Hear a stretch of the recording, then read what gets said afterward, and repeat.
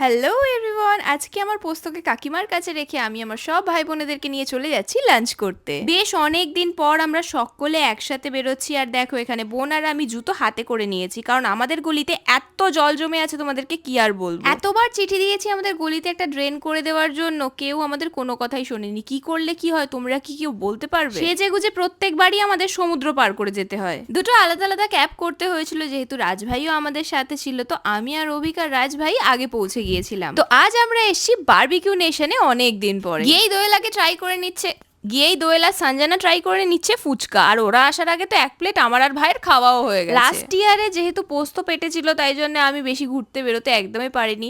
আর এখন তো আমি বাপের বাড়িতে রয়েছি, তাই মা আর কাকিমা মিলে ওকে সামলে নিচ্ছে, আর আমি মন মর্জি মতন ঘুরে বেড়াচ্ছি। সত্যি বলতে এত সাপোর্টিভ ফ্যামিলি থাকার জন্য আমি কিন্তু পোস্টপার্টাম ডিপ্রেশন কি জিনিস সেটা একদিনও ফিল করতে পারিনি। এখানে খাবারের সাথে কি মিশিয়ে দিয়েছিল ভগবানই জানে, আমরা যত না খেয়েছি তার থেকে বেশি হেসেই গেছি। তোমরা যারা বারবিকিউ নেশন ভিজিট করেছো তারা জানবে যে কারোর বার্থডে হলে ওরা সবাই মিলে গান বাজিয়ে হাততালি দিয়ে সেলিব্রেট করে। তো সেই কাজটা শুভ আর সঞ্জনাও করছিল। লিটারালি যাদের বার্থডে তাদের থেকে খুশি তো আমরা ছিলাম। আর লাস্টে শুভর 800K সেলিব্রেশন দিয়ে আমরা আমাদের লাঞ্চটাকে এন্ড করলাম। সো আজকের মতন টাটা।